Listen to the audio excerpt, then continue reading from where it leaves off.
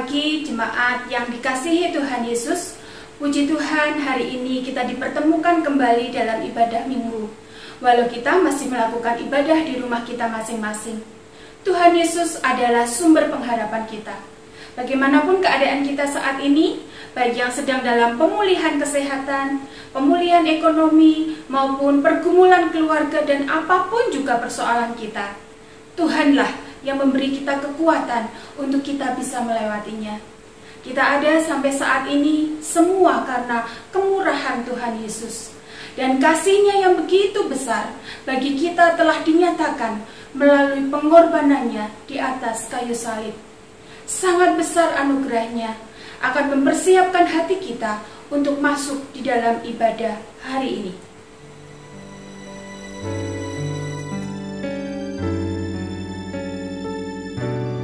Sangat besar anugerah-Nya yang telah kualami. Belengguku terlepaskan Tuhan. Belengguku terlepaskan oleh Yesus, Juru Selamatku.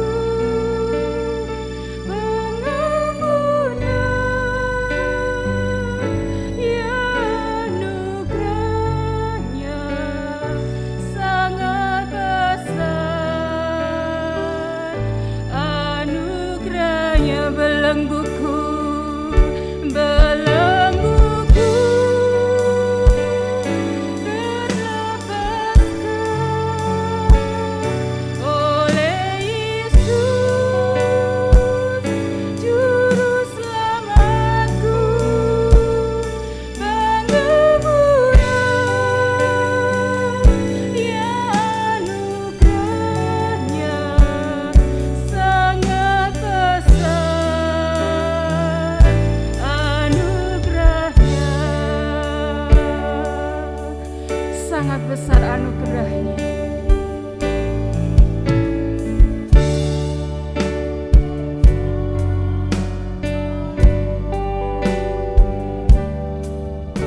Sangat besar anugerah-Nya. Kita telah mengalami, kita merasakan pengorbanan Yesus yang sungguh luar biasa. Dulu kita sesat, tetapi kini kita selamat oleh karena pengorbanannya di atas kayu salib.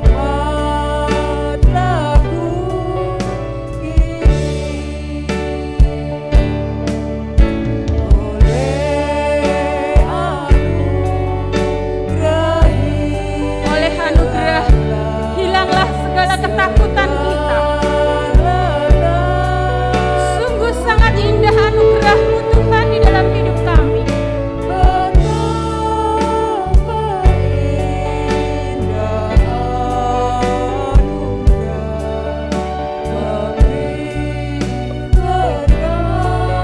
Kini belengguku sudah terlepaskan, Yesus.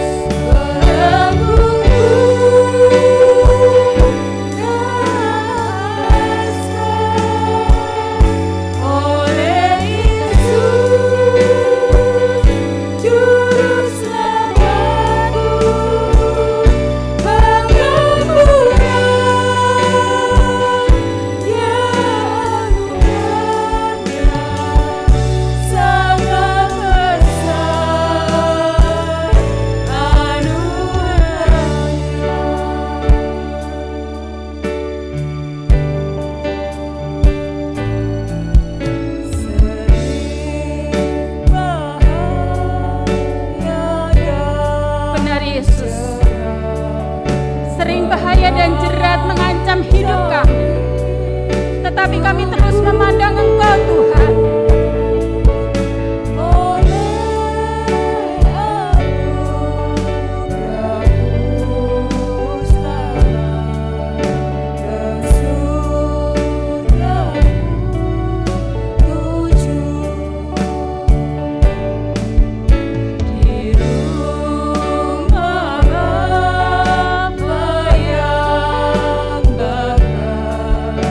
Bapa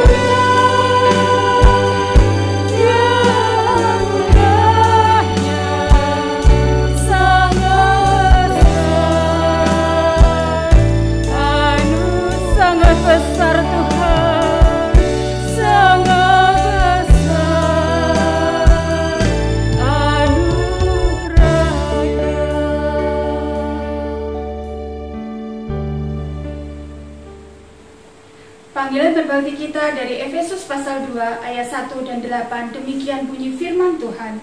Kamu dahulu sudah mati karena pelanggaran-pelanggaran dan dosa-dosamu. Sebab karena kasih karunia kamu diselamatkan oleh iman. Itu bukan hasil usahamu, tetapi pemberian Allah. Sungguh besar kasih Allah dalam hidup kita, sehingga Ia mengaruniakan anaknya yang tunggal, Tuhan Yesus Kristus, untuk menebus dosa kita manusia. Mari kita akan berdoa, kita mohon tuntunan kuasa Roh Kudus untuk ibadah hari ini. Tuhan Yesus Allah Bapa kami yang bertahta di dalam kerajaan surga, kami mengucap syukur Tuhan atas pengorbanan-Mu di atas kayu salib. Tuhan, saat ini kami bersyukur kepadamu jikalau di tengah pandemi kami boleh Tuhan untuk beribadah bersama-sama walaupun di rumah kami masing-masing. Semua karena pimpinan-Mu yang membuat kami rindu Tuhan untuk terus melakukan hubungan yang baik dengan Engkau Tuhan. Terima kasih Tuhan. Kami serahkan ibadah pagi ini Tuhan dari awal pertengahan hingga akhirnya. Engkau yang memimpin kami semua Tuhan yang beribadah di rumah masing-masing. Sehingga firman-Mu Tuhan yang akan disampaikan oleh hamba-Mu boleh memberikan kami kekuatan untuk kami memandang Engkau, untuk kami terus berharap kepada Engkau. Terima kasih Tuhan Yesus, terima kasih. Ampuni Tuhan akan segala dosa serta kelemahan kami. Hanya di dalam nama Tuhan Yesus kami berdoa dan kami bersyukur. Haleluya. Amin.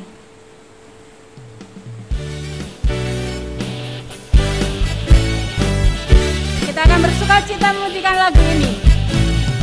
Lima sukacita surga, itulah kekuatan bagi jiwa. Dapat rasakan kasih-Nya di tengah badai yang bergelora. Lima sukacita surga. Sukacita surga, itulah kekuatan bagi jiwa. Ku dapat saksikan kuasa-Nya, taklukan badai yang bergelora. Haleluya, Kau ada dalam hatiku, takkan patah semangatku, takkan hilang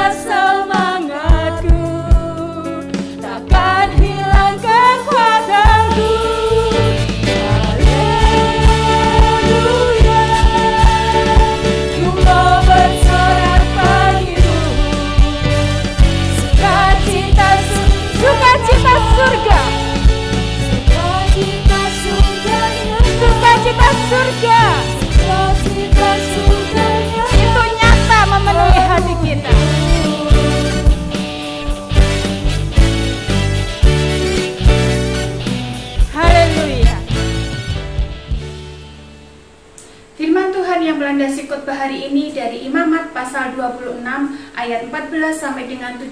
Demikian bunyi firman Tuhan.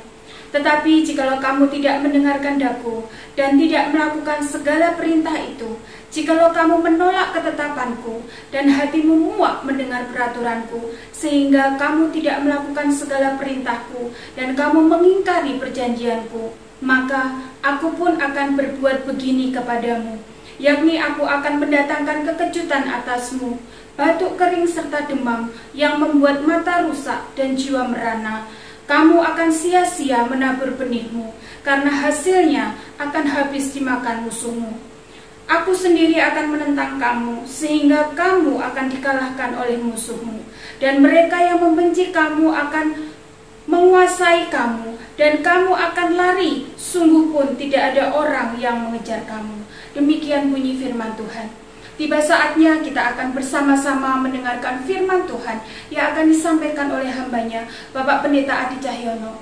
Namun sebelumnya, kita akan dipersiapkan dengan pujian, karena salibmu, biarlah ini yang meneguhkan hati kita, menguatkan kita akan penderitaan Kristus di atas kayu salib untuk dosa-dosa kita, supaya kita terbebas dari belenggu dosa, karena salibmu.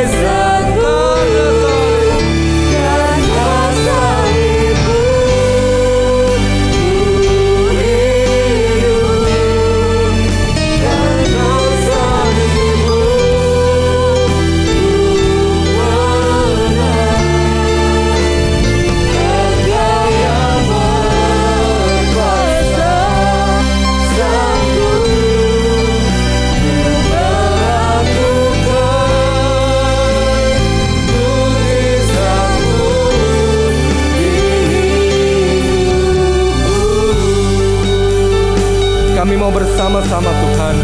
Kami mau menyatakan hanya Kau Tuhan di hidup kami. Hanya Kau ya Yesus yang ada dalam hidup kami.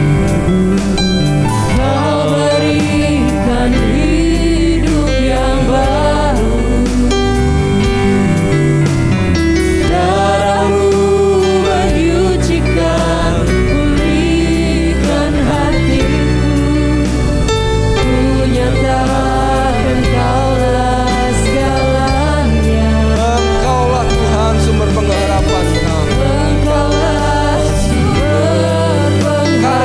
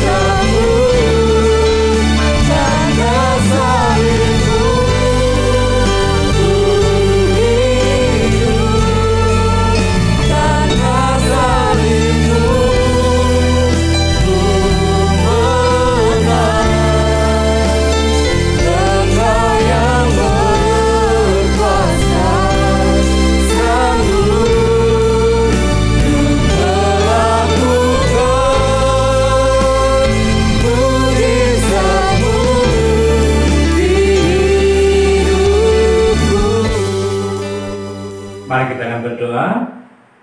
Tuhan Yesus, kami menyerahkan saat kami belajar kebenaran firman-Mu. Biarlah sungguh Engkau yang boleh memimpin kami, memberkati kami, untuk kami boleh semakin mengerti akan setiap maksud, kehendak, rencana Tuhan melalui kebenaran firman-Mu. Hamba-Mu hanyalah alat-Mu, tapi biarlah sungguh kuasa Roh Kudus-Mu yang menolong kami, memampukan kami, untuk kami boleh dimengertikan akan kebenaran firman-Mu. Kami mau serahkan Tuhan di dalam nama Tuhan kami Yesus. Kami berdoa, kami bersyukur. Terima kasih Tuhan. Amin. Shalom jemaat Tuhan, kiranya Anda tetap sehat, Anda boleh terus dipimpin oleh Tuhan, diberkati oleh Tuhan. Keluarga kita terus bertumbuh di dalam iman, dalam pengharapan, dalam percaya kita. Dan kita juga percaya bahwa kuasa doa sungguh luar biasa. Karena itu mari kita akan terus bersama-sama bersehati berdoa, kiranya pandemi boleh segera berlalu. Bapak Ibu Saudara sekalian, melanjutkan tema kita di bulan Agustus ini, kita belajar tema kita tentang bebas dari belenggu dosa. Minggu yang lalu kita sudah belajar tentang akibat dosa, dosa dan akibatnya, dan di minggu ini kita akan belajar tentang kuasa dosa. Bapak Ibu Saudara sekalian, kalau kita berbicara tentang kuasa, maka hal ini akan berkaitan dengan wewenang atau sesuatu untuk menentukan sesuatu dan sangat berpengaruh. Sehingga seseorang yang memiliki kuasa, maka ia memiliki kekuatan untuk mengatur, bahkan menentukan segala sesuatunya. Demikian juga ketika kita berbicara tentang kuasa dosa, ketika kita membiarkan dosa itu menguasai kehidupan kita, maka hidup kita akan sangat dipengaruhi oleh dosa, dan kehidupan kita diarahkan oleh dosa, bahkan kehidupan kita ditentukan oleh dosa. Jikalau kehidupan kita dikuasai oleh dosa. Dan kita juga bisa melihat di minggu yang lalu bahwa dosa memiliki dampak atau akibat yang sungguh luar biasa. Namun demikian dalam kenyataannya, ketika Allah telah memberitahukan tentang konsekuensi, tentang akibat dari dosa, hal itu tidak menyurutkan manusia-manusia selanjutnya untuk mereka taat kepada Allah. Tetapi dosa itu terus menjalar, dosa itu terus berpengaruh, dosa itu bahkan menguasai manusia. Sehingga manusia mereka menjadi pribadi-pribadi yang cenderung untuk kemudian mereka melawan Allah. Mereka memberontak terhadap Allah. Dan kita melihat bahwa akibat dosa dari satu orang telah menjalar ke seluruh umat manusia. Termasuk di dalamnya adalah umat Israel, umat yang dipilih oleh Tuhan, umat yang menjadi pilihan Allah untuk menjadi berkat bagi banyak bangsa. Tetapi Alkitab juga mencatat bagaimana bangsa ini, mereka juga seringkali memberontak terhadap Allah, melawan terhadap Allah. Kalau kita melihat sesungguhnya di dalam Kejadian pasal yang ke-6, sebelum kita masuk ke dalam Imamat, Kejadian pasal yang ke-6, kalau kita melihat bagaimana kejahatan manusia, hal ini menunjukkan bagaimana akibat dosa itu begitu luar biasa. Sekalipun Allah telah memberitahukan kepada manusia pertama, kepada Hawa, kepada Adam, tentang akibat dosa yang mereka lakukan, hal ini tidak menjadikan keturunan-keturunannya kemudian mereka hidup benar di hadapan Allah. Kecuali kita melihat di dalam Kejadian pasal yang ke-6 ayat yang ke-9. Kejadian pasal yang ke-6 ayat yang ke-9 ada hal yang menarik di sini tentang Nuh. Dikatakan, inilah riwayat Nuh. Nuh adalah seorang yang benar dan tidak bercela di antara orang-orang sezamannya. Kita melihat dari begitu banyak orang yang melawan Allah, begitu banyak orang bangsa yang tidak taat kepada Allah, tetapi Alkitab mencatat ada Nuh yang di sini dicatat bahwa inilah riwayat Nuh. Nuh adalah seorang yang benar dan tidak bercela di antara orang-orang sezamannya. Artinya apa? Bahwa kita melihat ada sosok yang dia tetap bisa hidup benar, bahkan dia hidup tidak bercela di antara orang-orang sezamannya. Sehingga ini yang kemudian menjadikan Allah untuk Allah menyelamatkan Nuh dan keturunannya. Tetapi di luar keturunan Nuh, apa yang dikatakan oleh Allah di dalam ayat yang ke-13 dari Kejadian pasal yang ke-6, kita melihat, berfirmanlah Allah kepada Nuh, aku akan memusnahkan untuk mengakhiri hidup segala makhluk. Sebab bumi telah penuh dengan kekerasan oleh mereka, jadi aku akan memusnahkan mereka bersama-sama dengan bumi. Saya ulang, berfirmanlah Allah kepada Nuh, aku telah memutuskan untuk mengakhiri hidup segala makhluk, sebab bumi telah penuh dengan kekerasan oleh mereka, jadi aku akan memusnahkan mereka bersama-sama dengan bumi. Nah, di sini kita melihat bagaimana dampak dosa begitu luar biasa. Dan kita juga bisa melihat kuasa dosa begitu luar biasa. Dosa dari satu orang telah menjalar ke semua orang. Tetapi kita juga melihat di sini ada sosok yang ditulis dalam Alkitab, yaitu Nuh, yang dia hidup benar dan hidup tidak bercela di antara orang-orang sezamannya. Dan ini yang menjadikan Allah untuk menyelamatkan Nuh dan keturunannya. Apakah kemudian hal itu berhenti sampai di situ? Tidak. Kenyataannya, kuasa dosa tidak berhenti di situ. Sekalipun Allah telah memusnahkan manusia dan bumi, kecuali Nuh dan keluarganya, kita melihat pasca itu pun keturunan Nuh pun tetap hidup di dalam dosa. Di sini kita bisa melihat, kita tidak berbicara tentang dosa turunan, tetapi kita melihat tabiat dosa yang sungguh luar biasa. Bagaimana kuasa dosa tidak pernah berhenti untuk selalu mencobai siapapun, untuk menjerat siapapun, untuk mereka selalu hidup melawan Allah. Dosa selalu bergerak untuk dia menjerat orang-orang supaya mereka meninggalkan ketaatan mereka kepada Allah.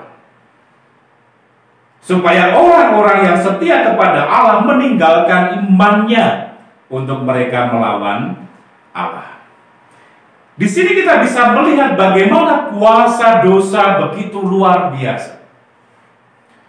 Dan Allah telah menunjukkan bagaimana dosa yang begitu berkuasa atas kehidupan umat manusia, kehidupan umat yang telah dikuasai oleh dosa ini semakin berlawanan dengan kehendak Allah, dan telah menjadikan Allah memusnahkan semua manusia kecuali Nuh dan keturunan. Pada waktu itu ada hal yang dapat kita lihat. Kalau kita melihat di dalam Imamat pasal yang ke-26. Imamat pasal yang ke-26 ayat yang ke-14 sampai ayat yang ke-17. Tetapi jikalau Bapak Ibu Saudara berkenan untuk membaca dari Imamat pasal yang ke-26 ayat yang ke-14 sampai ayat yang ke-46, di sini kita akan melihat bagaimana Allah akan mendatangkan hukuman kepada orang-orang yang masih hidup di dalam dosa, tetapi Allah juga menunjukkan bahwa akan ada pemulihan bagi orang-orang yang mau berbalik kepada Allah. Imamat pasal yang ke-26 ayat yang ke-14 sampai ayat yang ke-17 saya membacakan bagi Bapak Ibu Saudara sekalian. Tetapi jikalau kamu tidak mendengarkan daku dan tidak melakukan segala perintah itu, jikalau kamu menolak ketetapanku dan hatimu muak mendengar peraturanku, sehingga kamu tidak melakukan segala perintahku dan kamu mengingkari perjanjianku, maka aku pun akan berbuat begini kepadamu, yakni aku akan mendatangkan kekejutan atasmu, batuk kering serta demam yang membuat mata rusak dan jiwa merana. Kamu akan sia-sia menabur benihmu, karena hasilnya akan habis dimakan musuhmu.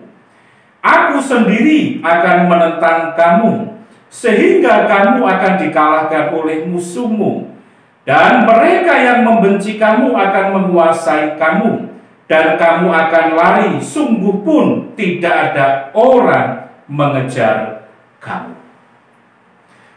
Di dalam bagian ini, kalau kita membaca dalam perikop ini secara utuh, bahwa Allah ingin mengajarkan kepada umat Israel, Alkitab juga ingin mengajarkan kepada kita semua bahwa dosa yang memiliki akibat yang luar biasa, bahwa dosa yang berdampak luar biasa, bahwa dosa yang berkonsekuensi luar biasa, seharusnya menjadikan kehidupan kita sadar untuk kemudian dalam kehidupan kita meninggalkan dosa dan kita hidup benar di hadapan Allah.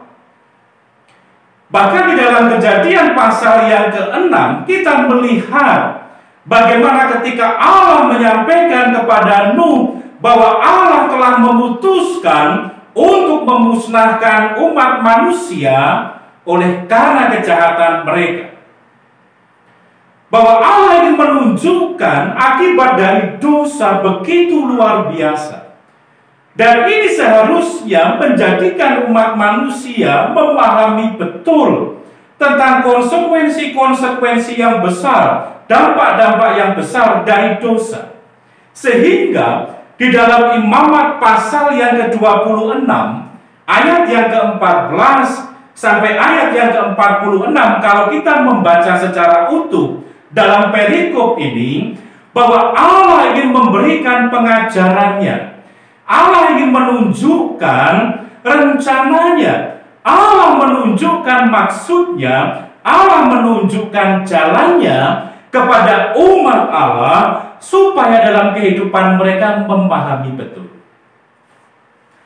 Kalaupun dalam Alkitab kita di dalam hal ini, dalam perikop ini diberikan judul tentang kutuk, bahwa Allah ingin memberitahukan, Allah ingin mengungkapkan secara jelas konsekuensinya, kuasa dosa itu, yaitu bahwa kuasa dosa telah menjadikan manusia meninggalkan ketaatannya, menjadikan manusia melawan Allah, menjadikan manusia tidak taat kepada Allah, dan ketidaktaatannya itu menjadikan manusia dimusnahkan oleh Allah. Sehingga dalam hal ini Allah ingin mengajarkan kepada umatnya tentang kuasa dosa yang begitu luar biasa. Sehingga ketika dalam kehidupan kita memahami betul betapa luar biasanya kuasa dosa, kuasa yang menghancurkan kehidupan kita, untuk menjadikan kita sadar, menjadikan kehidupan kita kemudian berbalik untuk kehidupan kita taat kepada Allah. Dan di dalam ayat yang ke-14 sampai 17 tadi, bahwa Allah ingin memberitahukan, bahwa Allah menjelaskan, tetapi jikalau kamu tidak mendengarkan daku dan tidak melakukan segala perintah itu, maka konsekuensi hukuman, konsekuensi kutukan dinyatakan oleh Allah. Di sini Allah tidak ingin menunjukkan bahwa Allah adalah Allah yang jahat, tetapi Allah ingin mengajarkan, Allah ingin menyadarkan kepada umatnya tentang kuasa dosa yang menghancurkan, yang itu akan mendatangkan hukuman bagi mereka ketika mereka melakukan dosa dalam kehidupan mereka.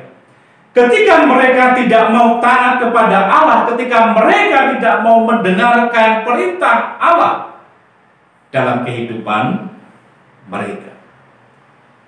Sehingga di dalam ayat yang ke-17 kita melihat, aku sendiri akan menentang kamu, sehingga kamu akan dikalahkan oleh musuhmu, dan mereka yang membenci kamu akan menguasai kamu, dan kamu akan lari, sungguh pun tidak ada orang mengejar kamu. Allah mengungkapkan, aku sendiri akan menentang kamu. Bahwa sesungguhnya hal ini adalah hal yang sangat keras yang ingin diungkapkan oleh Allah. Allah sendiri dan Allah menggunakan orang lain untuk menghukum mereka. Dan di dalam ayat-ayat selanjutnya, ayat yang ke-18 sampai ayat 39, dari Imamat pasal 26, kita bisa melihat ada konsekuensi-konsekuensi yang lebih besar, ada akibat-akibat yang lebih besar yang dinyatakan oleh Allah jikalau mereka tetap bertahan, untuk mereka tidak mau taat kepada Allah, untuk mereka tidak mau setia kepada Allah.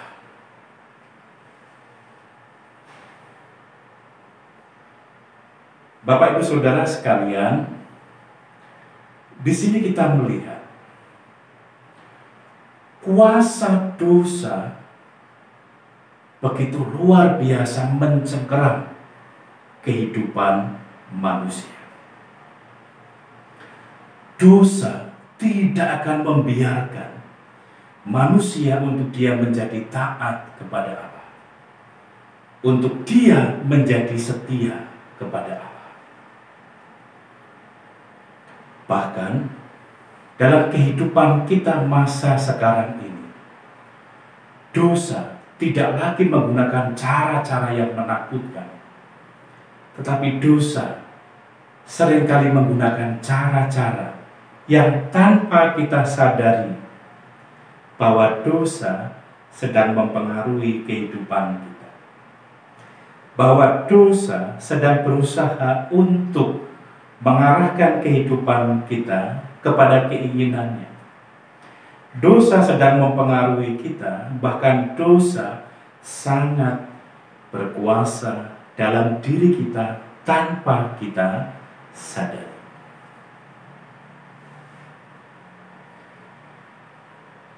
Ketika dalam hati kita tumbuh kebencian, ketika dalam hati kita tumbuh dendam, ketika dalam hati kita tidak ada pengampunan, ketika dalam hati kita tidak ada kasih sama sekali, sesungguhnya disitulah dosa mulai merasuki kehidupan kita. Dosa mulai mempengaruhi kehidupan kita, dan dosa tanpa kita sadari sedang menguasai kehidupan kita. Mungkin kita setiap minggu masih bisa bergereja, kita masih bisa melayani, tetapi percayalah bahwa Tuhan tidak pernah dapat dibohongi. Allah tidak pernah dapat ditipu. Allah tahu setiap hati kita.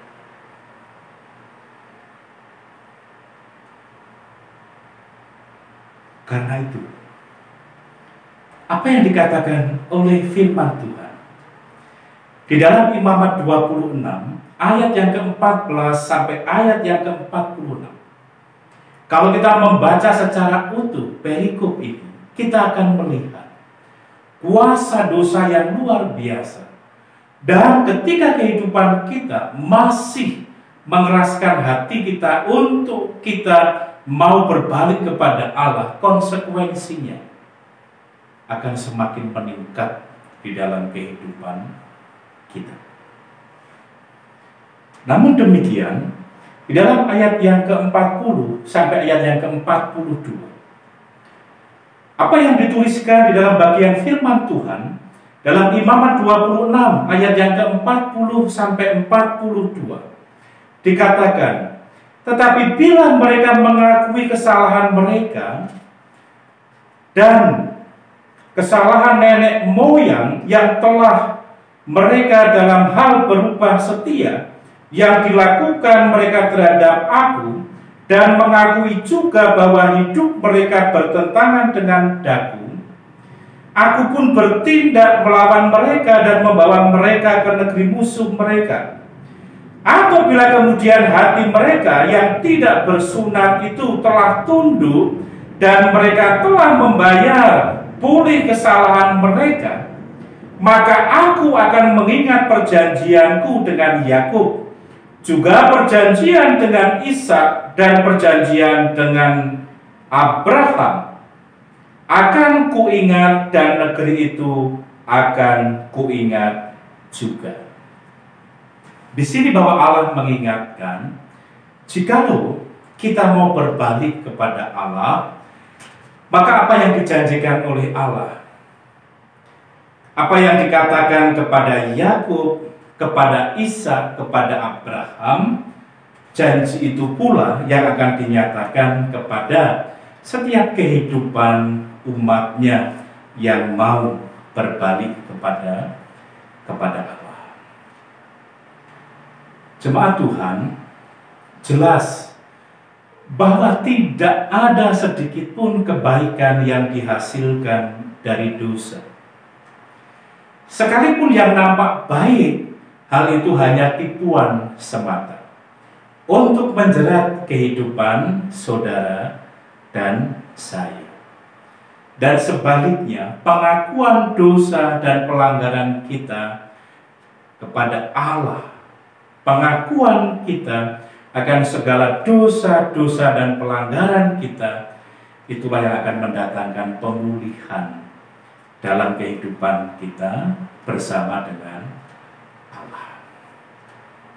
Oleh karena itu, melalui firman Tuhan, pada minggu ini kita telah belajar bagaimana kuasa dosa yang begitu luar biasa bukan hanya mendatangkan murka Allah, tetapi dosa itu pula yang pada akhirnya menjadikan Allah memusnahkan manusia. Tetapi Allah juga mengikat perjanjian dengan Nuh, sehingga pada hari ini kita diberikan kesempatan untuk kita menikmati kehidupan kita sampai hari ini. Tetapi jangan biarkan dosa menguasai kehidupan saudara dan saya. Biar kehidupan kita akan kembali kepada Allah untuk kita membangun ketaatan, untuk kita membangun kesetiaan kepada Allah. Sekali lagi, tidak ada sedikit pun hal yang baik yang dihasilkan dari dosa. Kalau itu nampaknya baik, itu hanya kamuflase, itu hanya tipuan, supaya saudara dan saya hidup kembali di dalam dosa. Dan ketika saudara dan saya kembali hidup dalam dosa, maka saudara dan saya akan menerima akibat yang luar biasa. Karena itu, apa yang dikatakan oleh Allah, ketika saudara dan saya mau berbalik kepada Allah, mau taat, mau setia kepada Allah, apa yang dijanjikan kepada Yakub, kepada Ishak, kepada Abraham, maka itu yang menjadi janji Allah bagi kehidupan saudara dan saya. Kenalilah dosa akan akibat dosa dan kuasanya, supaya kehidupan kita tidak lagi dikuasai oleh dosa. Mari kita berdoa.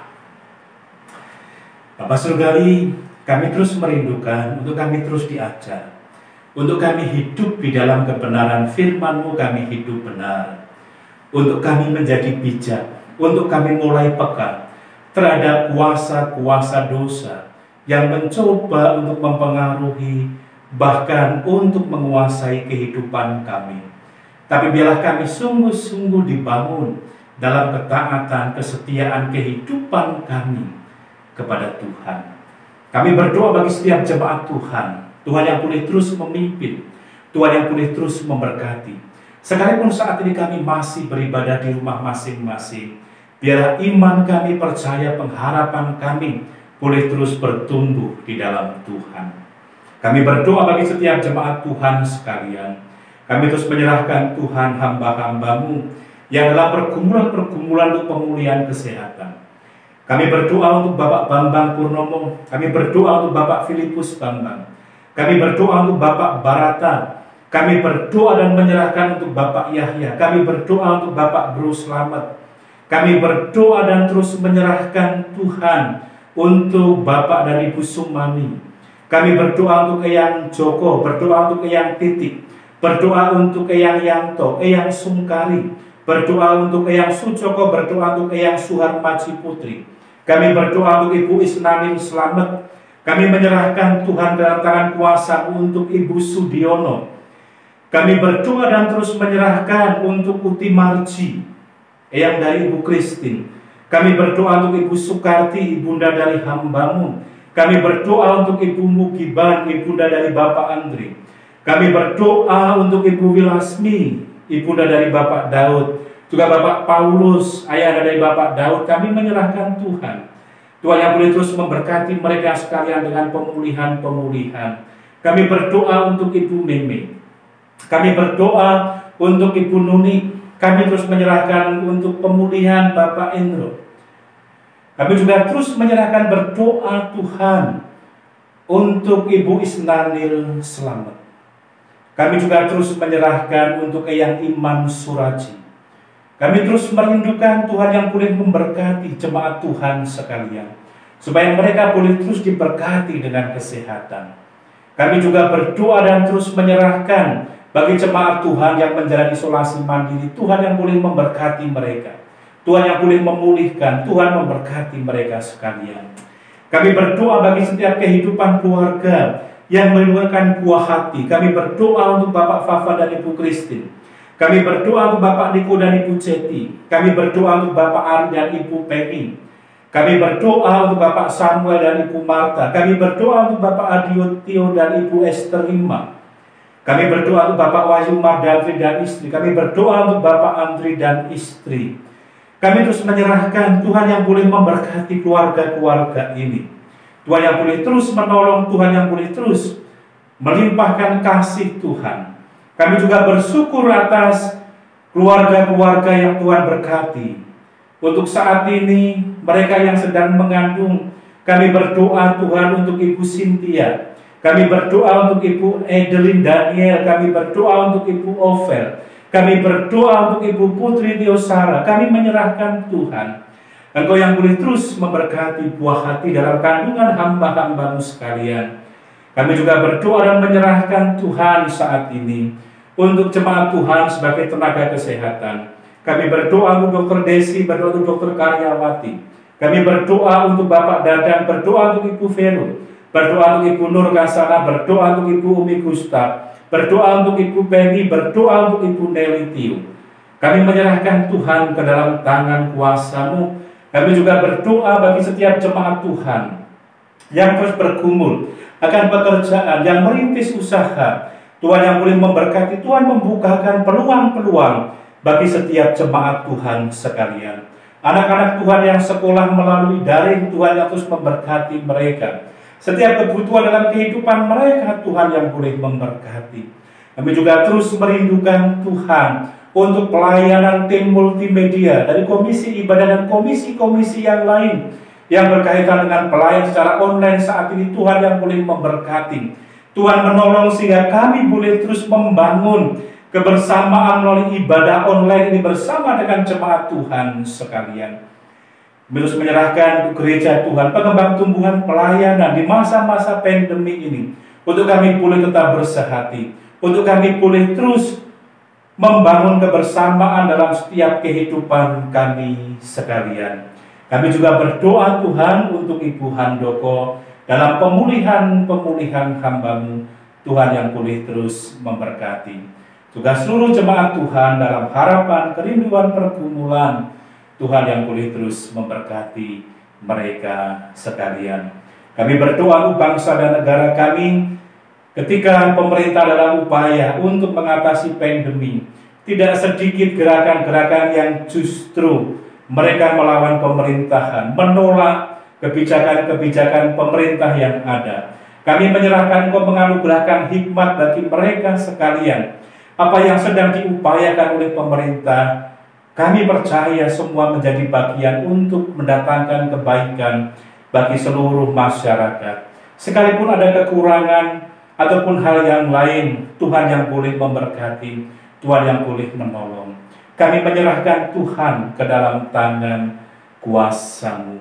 Jemaat Tuhan, kasih karunia Tuhan Yesus Kristus dan kasih Allah dan persekutuan Roh Kudus memberkati kita sekalian. Hiduplah dalam ketaatan, dalam kesetiaan di dalam Tuhan, supaya saudara dan saya menjadi bijak, supaya kita tidak lagi terjerat oleh tipuan dosa, oleh jerat dosa dalam kehidupan kita sekalian. Di dalam nama Tuhan kami Yesus, kami berdoa, kami bersyukur. Terima kasih Tuhan. Amin.